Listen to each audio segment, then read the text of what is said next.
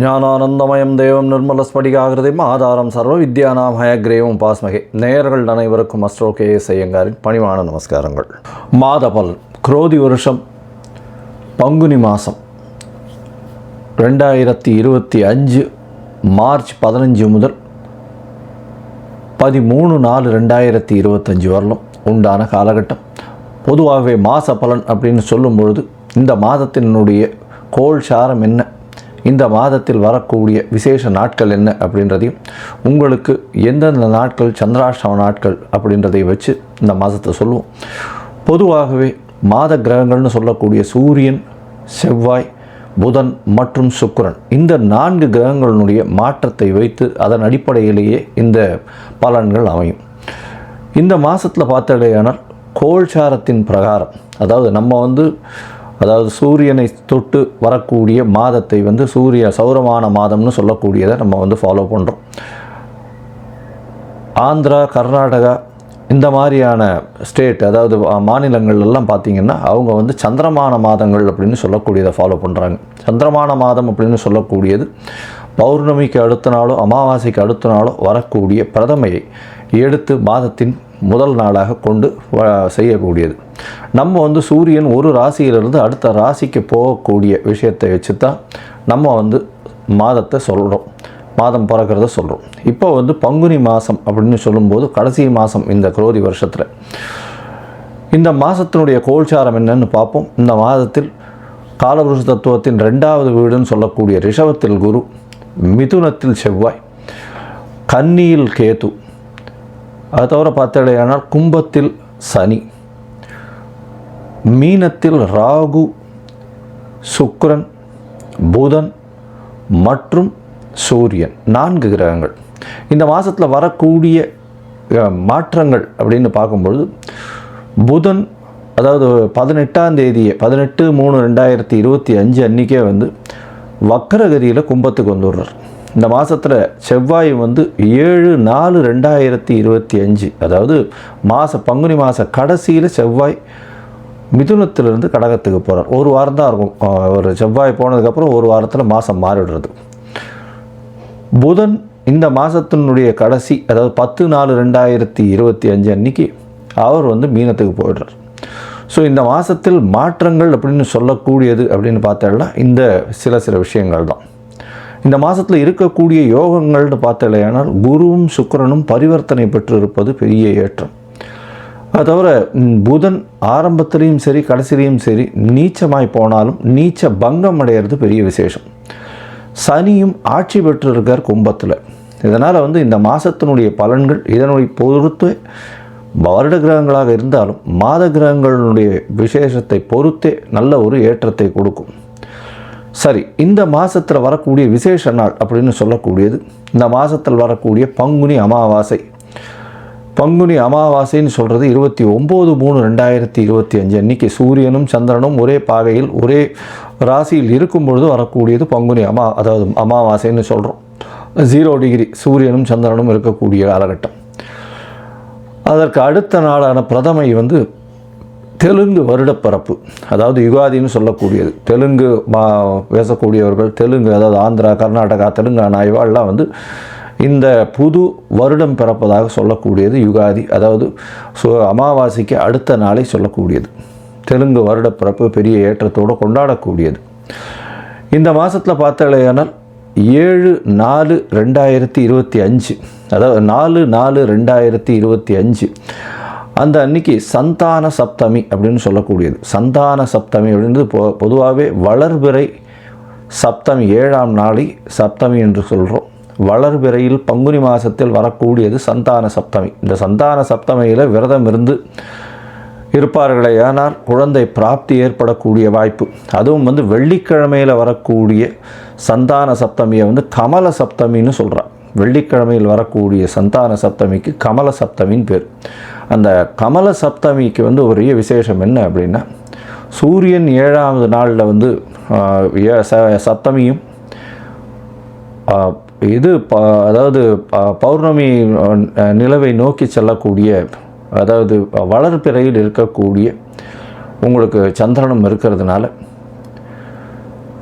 சூரியனை வலது கண் என்றும் சந்திரனை இடது கண் என்றும் சொல்கிறோம். அதனால் கண்ணில் பிரச்சனைகள் இருக்கக்கூடியவா அவர்கள் இந்த சந்தான சப்தமி என்றும் அந்த கமல சப்தமி, அதாவது வெள்ளிக்கிழமையில், இந்த வாட்டி வெள்ளிக்கிழமையில் வருது. அதனால் இந்த கமல சப்தமி அன்னைக்கு 4/4/2025 அன்னைக்கு கடவுளை தியானம் செய்து உபவாசம் இருந்து அந்த சந்தான சப்தமியை கொண்டாடினால் கண்டிப்பாக அவர்களுக்கு கண்ணில் இருக்கக்கூடிய வியாதிகள் பிரச்சனைகள் நிச்சயமாக அகலும்.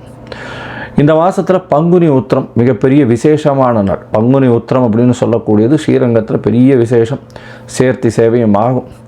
இந்த பங்குனி உத்திர நாள் அப்படின்னு சொல்லக்கூடியது 11/4/2025, அதாவது இந்த மாதத்தினுடைய கடைசியில் வருது. இது ஒரு பெரிய விசேஷம், அதாவது பெருமாளும் தாயாரும் சேரக்கூடிய அந்த ஒரு பெரிய விசேஷம் பங்குனி உத்திர நாள். வைணவர்களுக்கு பெரிய ஏற்றம், அதை தவிர சுப்பிரமணிய கடவுளுக்கு பெரிய ஏற்றத்தை சொல்லக்கூடிய நாளாக பங்குனி உத்திரம் சொல்கிறது. அதுவும் திருமணத்திற்கு உகந்த நாளாக சொல்லக்கூடியது பங்குனி உத்திரம். அதற்கு அடுத்த நாளான 12/4/2025 அன்னைக்கு பௌர்ணமி. பௌர்ணமின்றது சூரியனும் சந்திரனும் ஒருவருக்கொருவர் 180 பாகையில் இருக்கக்கூடியது. பௌர்ணமி யோகத்தில் பிறந்தவர்கள் நாடை ஆளுபவர்கள் அப்படின்ற அளவில் பௌர்ணமி யோகம் இருக்கக்கூடியது எப்பொழுதுமே. ஏன்னா சூரியனும் சந்திரனுக்கும் 2 பேருக்குமே ஒளி அதிகமாக இருக்கும். இரவும் பகலும் மொத்தமாகவே ஒளி இருக்கிறதுனால கூர்மையான புத்தி கூர்மை அதிகமாக இருக்கும். எந்த ஒரு விஷயத்திலும் அதாவது வெற்றியை நோக்கி, அவர்களுடைய இலக்கு வெற்றியை நோக்கி இருக்கக்கூடிய காலகட்டமாக இருக்கும். எல்லா விஷயத்திலையும் வெற்றி பெறக்கூடிய வாய்ப்புகள் மிகவும் அதிகம். இந்த பங்குனி உத்திரம் பௌர்ணமி இந்த மாதம் ரொம்பவும் விசேஷமான காலகட்டமாக அமையப்போகுது. சரி, இந்த மாதத்தில் ஒரு ராசிக்கும் மேஷம் முதல் மீனம் வரை எப்படி இருக்குது அப்படின்றத பார்க்கலாம். அதுக்கு முன்னாடி என்னுடைய மொபைல் நம்பர் கீழே ஸ்க்ராலிங்கில் வரும். உங்களுக்கு அஸ்ட்ராலாஜிக்கல் கன்சல்ட் தேவைப்பட்டதே ஆனால் நீங்கள் எனக்கு ஃபோன் பண்ணுங்க. உங்களுடைய date, time, place of birth, உங்களுடைய பெயர், தாய் தந்தையின் பெயர் இது வரலாம் அனுப்புங்க. என்னுடைய கட்டணம் என்னன்னு சொல்கிறேன். என்னுடைய கட்டணத்தை செலுத்திட்டு அதற்கு உண்டான யூடிஆர் நம்பர் ஷேர் பண்ணுங்க. உங்களுக்கு ஜாதகத்தை போட்டு சந்தி இருக்கான்னு பார்த்துட்டு, அதாவது பாத சந்தி, நட்சத்திர பாத சந்தி, லக்ன பாத சந்தி இதெல்லாம் இருக்கான்றதை முதல்ல பார்த்துட்டு உங்களுடைய ஜாதகத்தை போட்டு அதுக்கப்புறம் அப்பாயின்மெண்ட் தரேன். அதுக்கேற்ற மாதிரி நம்ம அப்பாயின்மெண்ட்டில் பேசலாம். ஏன்னா எனக்கு வரக்கூடிய ஜாதகத்தில் பார்த்தாலேனால் 50-70 விழுக்காடு பர்சன்டேஜ் 50 வயசுக்கு மேலே ஆனவாள்லாம் இந்த பின்ன நட்சத்திரங்களில் இருப்பா, அதாவது உடைந்த நட்சத்திரங்களில் இருப்பா, புனர்பூசம் 3ஆம் பாதத்தில் இருப்பா. அவள் புனர்பூசம் 3ஆம் பாதம் அப்படின்னு சொல்லிட்டு மிதுன ராசியை சொல்லிட்டு இருப்பா, ஆனால் கடகராசியில் இருப்பாள். அதே மாதிரி மிருகசீரிஷம்னுவா, மிருகசீரிஷம் ரிஷபமாக மிதுனமாக மாறி இருக்கும். இந்த மாதிரி விசாக நட்சத்திரம் துலாமா இல்லை இது விருச்சிகமான்றது மாறி இருக்கும். இந்த மாதிரியான விஷயங்கள்னால அவளுடைய தசாபுக்தி அந்தரம் சூக்ஷ்மம் எல்லாமே மாறக்கூடிய வாய்ப்புகள் உண்டு. அதை தவிர பார்த்தோம்னா லக்ன சந்தியும் வந்துடுத்துறையானால் இந்த ஒரு லக்னத்துக்கும் ஒரு சுபர் பாவர் அசுபர் இதெல்லாம் இருக்கக்கூடிய வாய்ப்பு. அதனால் இவளுக்கு நல்ல நேரம் நடந்துட்டுருக்குன்னு நினச்சிட்டு இருப்பா, ஆனால் எந்த ஒரு விஷயமும் கைகூடி வராது. அது ஒரு மிகப்பெரிய பிரச்சனையில் போய் விட்டுருக்கும். அதனால் அவளுக்கே புரியாது. முதல்ல இந்த சந்தி இருக்கான்றதை செக் பண்ணிவிட்டு பார்த்துட்டு ஜாதகத்தை போட்டதுக்கு அப்புறம்தான் உங்களுக்கு நாங்கள் அப்பாயின்மெண்ட் தர முடியும். சரி, இப்போது பங்குனி மாதம் குரோதி வருஷம் மேஷம் முதல் மீனம் வரை 15/3/2025 முதல் 13/4/2025 வரை உண்டான காலகட்டத்தில் எப்படி இருக்குன்றதை ஒன்றொன்னா வருஷப்படுத்தி பார்க்கலாம். விருச்சிகம், விசாகம், அனுஷம், கேட்டை இந்த 3 நட்சத்திரம் 9 பாதங்களை கொண்ட ராசி. ராசியின் அதிபதி அப்படின்னு சொல்லக்கூடியவர் செவ்வாய். ராசிக்கு 8ஆம் இடத்துல இருக்கார். கொஞ்சம் மனக்லேசங்கள் இருக்கும். என்னென்னா என்ன ஒரு விஷயமா இருந்தாலும் என்னடா நடக்குமா நடக்காதான்ற ஒரு பயம் இருந்துகிட்டே இருக்கும். ராசிநாதனே 8ஆம் இடத்துல போனதுனால உடல் நலத்தில் சற்று பின்னடைவு இருக்கக்கூடிய காலம். ஏன்னா உங்களுடைய ராசிக்கு 4ஆம் இடத்துல சனி பகவானும் அர்த்தாஷ்டம சனி நடக்கிறதுனாலும் கொஞ்சம் ஜாகிரதையாகவே இருக்கிறது ரொம்பவும் நல்லது. உடல் உழைப்பு கொஞ்சம் அதிகமாகவே இருக்கும். அதாவது பணத்திற்காக சுத்த வேண்டிய கட்டாயம், அதிகமாக சுத்த வேண்டிய கட்டாயம் இருக்கக்கூடிய காலகட்டமாக அமையும். இந்த மாதம் பார்த்தாலேயானால் அதாவது 15/3/2025 13/4/2025 வரலும் உண்டான காலகட்டம். அதாவது பங்குனி மாதத்தில் பொதுவாகவே மாத பலன்னு சொல்லக்கூடிய சூரியன், செவ்வாய், புதன் மற்றும் சுக்கிரனுடைய மாற்றங்களை வச்சு மாத பலன்களை சொல்லுவோம். இந்த மாத பலன்களை பார்க்கும்பொழுது அந்த மாத பலன்களில் சூரியன் உங்களுடைய ராசிக்கு 5ஆம் இடத்துல இருக்கார். உங்களுடைய ராசிக்கு 10ஆம் அதிபதினு சொல்லக்கூடிய ஒரு 5ஆம் இடத்துல இருக்கிறதுனால புதிய புகழ், அந்தஸ்து, கௌரவம்லாம் வரும். பதவி உயர்வு கிடைக்கக்கூடிய வாய்ப்புகள் நிச்சயமாக இருக்கும். இந்த மாதத்தில் ஒரு பெரிய விசேஷம் என்ன அப்படின்னு பார்த்தாலேயானால், ராசிக்கு 5ஆம் அதிபதியும் 7ஆம் அதிபதியும் பரிவர்த்தனை யோகத்தில் இருக்கார். அதாவது சுக்கிரனும் குருவும் பரிவர்த்தனை யோகம் பெற்று இருப்பது மிகப்பெரிய ஏற்றம். காதல், திருமணம், காதல் வயப்படக்கூடிய வாய்ப்புகள் நிச்சயமாக அமையும். இந்த காலகட்டத்தில் பார்த்தாலேயானால் உங்களுடைய ராசிக்கு சப்தமத்தில் இருக்கக்கூடிய குரு பகவான் மூலியமாக திருமண பாக்கியம் ஏற்படும். முயற்சிகள் எல்லாமே கைகூடக்கூடிய காலகட்டமாக அமையும். தொழிலில் அபரிமிதமான ராஜயோகத்தை கிடைக்கக்கூடிய காலகட்டம், தொழிலில் அபரிமிதமான ஏற்றம் கிடைக்கக்கூடிய வாய்ப்புகள் நிச்சயமாக உண்டு. அது தவிர பார்த்தாலேயானா தொழிலில் நிச்சயமான லாபங்கள் இருக்கக்கூடிய காலகட்டமாக அமைய போகிறது. 5ஆம் இடத்தில் இருக்கக்கூடிய சூரியன் நல்ல ஒரு ஏற்றத்தை கொடுக்கக்கூடிய காலகட்டம். அதை தவிர பரிவர்த்தனை யோகம் வேறு சூரியன், சுக்கிரனும் குருவும் இருக்கிறதன் மூலியமாக நல்ல ஒரு ஏற்றம். 7ஆம் அதிபதி 7க்கு 11 அப்படின்னு சொல்லக்கூடிய இடத்துல உச்சம் பெற்றிருக்கிறதுனால பார்ட்னர்ஷிப் தொழிலில் அபரிமிதமான ராஜயோகம் கிடைக்கக்கூடிய காலகட்டம். அதை தவிர பார்த்தோம்னா எதிர்பாலினத்தவர் மூலியமாக நல்ல ஒரு ஏற்றமான செய்தி வரக்கூடிய வாய்ப்புகள் நிச்சயமாக உண்டு. உங்களுடைய முயற்சிகள் எல்லாமே வெற்றி பெறக்கூடிய காலகட்டமாக அமைய போகிறது. இந்த மாதத்தில் பார்த்தாலேயானால் உங்களுடைய ராசிக்கு செவ்வாய் 8ஆம் இடத்துல இருக்கிறதுனால, அவரே 6ஆம் அதிபதி 8ஆம் இடத்துல இருக்கிறது விசேஷம். இருந்தாலும் உடல் நலம் கருதி ஆஸ்பத்திரி வரலும் போயிட்டு வரக்கூடிய வாய்ப்புகள் நிச்சயமாக உண்டு. ஏன்னா வீண் விரயங்கள் கொஞ்சம் அதிகமாகக்கூடிய வாய்ப்புகள் உண்டு. ஏன்னா 6ஆம் அதிபதி 8ஆம் இடத்துல போயிருக்கிறது அந்த அளவு விசேஷம் இல்லை. அது தவிர 8ஆம் அதிபதியும் நீச்சப்பட்டு போயிருக்கிறதுனால கொஞ்சம் சற்று பின்னடைவு ஏற்படக்கூடிய வாய்ப்பு நிச்சயமாக உண்டு. பணம் வரக்கூடிய வாய்ப்புகள் அதிகமாக இருக்கும். ஏன்னா தன காரகன்னு சொல்லக்கூடியவரே 5ஆம் இடத்துல இருக்கார். புதிய முயற்சிகள் எல்லாமே கைகூடக்கூடிய காலகட்டமாக அமைய போகிறது. இந்த காலகட்டத்தில் பார்த்தோம்னா எடுத்த காரியங்கள் அனைத்துமே வெற்றி பெறக்கூடிய வாய்ப்புகள் உண்டு. 10ஆம் இடத்தின் அதிபதியும் 5ஆம் இடத்துல பெரிய ஏற்றத்தில் இருக்கிறது பெரிய விசேஷம். புதிய பதவி, புகழ், அந்தஸ்து, கௌரவம்லாம் வரக்கூடிய வாய்ப்புகள் நிச்சயமாக உண்டு. இதை தவிர பார்த்தீங்களேனால் உங்களுடைய ராசிக்கு 4ஆம் இடத்துல இருக்கக்கூடிய சனியின் மூலியமாக சிறு சிறு தொல்லைகள் உங்களுடைய தாய்க்கும் வரக்கூடிய வாய்ப்புகள் நிச்சயமாக உண்டு. தந்தையின் உடல்நிலையில் நல்ல ஒரு ஏற்றம் இருக்கக்கூடிய வாய்ப்புகள் கண்டிப்பாக இருக்கும்.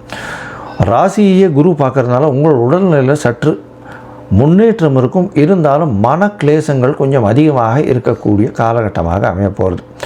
இந்த மாதத்தில் பார்த்தாலேயானால் பண வரவிற்கு பஞ்சம் இருக்காது. போட்டித் தேர்வில் வெற்றி பெறக்கூடிய வாய்ப்புகள் பசங்களுக்கு உண்டு. இருந்தாலும் போட்டித் தேர்வில் பார்த்தோம்னா இருக்கிற இடத்த விட்டு வெளியில் போய் படிக்கக்கூடிய பாக்கியம் நிச்சயமாக உண்டு. வெளிநாடு சென்று படிக்கக்கூடிய பாக்கியங்கள் நிச்சயமாக இருக்கும். போஸ்ட் கிராஜுவேஷன் வெளிநாடு போய் படிக்கணும்னு நினைக்கிற வாழ்க்கெல்லாம் கண்டிப்பாக இருக்கக்கூடிய காலகட்டம். இந்த மாதத்தில் பார்த்தாலேயானால் உங்களுடைய ராசிக்கு எடுத்த காரியங்கள் எல்லாமே வெற்றி அடையும். இருந்தாலும் சில நாட்கள் கொஞ்சம் தள்ளி போடுறது நல்லது. அந்த சில நாட்கள்னு சொல்லக்கூடிய சந்திராஷ்டம நாட்கள். இந்த சந்திராஷ்டம நாட்களில் எந்த ஒரு விஷயத்தையும் புதுசாக எடுக்க வேண்டாம். எடுத்தால் பிரச்சனைகள் வரக்கூடிய வாய்ப்புகள் உண்டு. புதிய முயற்சி வேண்டாம். வெளியூர் வெளிமாநில பிரயாணம் வேண்டாம்னு சொல்கிறோம். ஒருவேளை பண்ண வேண்டி இருந்ததேனால் சந்திரனுக்கு உண்டான எளிய பரிகாரம் செய்யக்கூடிய வாய்ப்பின் மூலியமாக நிச்சயமாக ஏற்றம் கிடைக்கும். சந்திரனுக்கு உண்டான எளிய பரிகாரம்னு சொல்கிறது பக்கத்தில் ஒரு தண்ணீர் பந்தல் வைங்க. அது ஒரு நல்லது. இப்போ வெய்ய காலம் வேறு.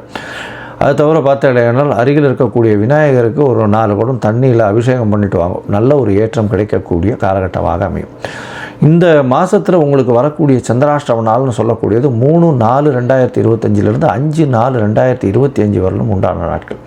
இந்த நாட்களில் புதிய முயற்சி வேண்டாம். வெளியூர் வெளிமாநில பிரயாணம் வேண்டாம்னு சொல்கிறோம். ஒருவேளை பண்ண வேண்டிய கட்டாயம் இருந்ததுன்னா சந்திரனுக்கு உண்டான சொன்ன எளிய பரிகாரத்தை பண்ணிக்கோங்க.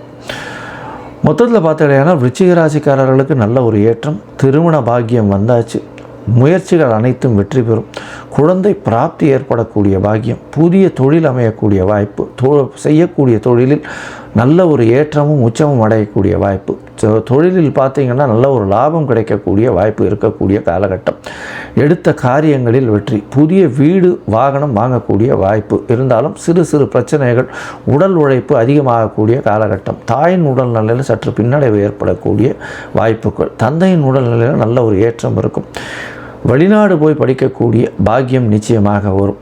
எடுத்த காரியங்கள் எல்லாமே நிறைவேறக்கூடிய காலகட்டமாக அமையும்.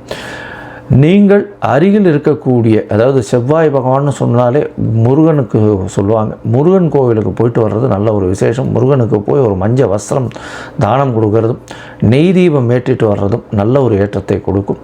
அதை தவிர பார்த்தோம்னா ரோகிணி நட்சத்திரம் தண்ணிக்கு ரெட்டை பிள்ளையாருக்கு விளக்கு ஏற்றிட்டு வந்தீங்களே ஆனால் உங்களுக்கு உண்டான கடன் எல்லாமே அற்று போகக்கூடிய காலகட்டமாக இருந்து நல்ல ஏற்றம் கிடைக்கக்கூடிய மாதமாக இந்த பங்குனி மாதம் அமையும்.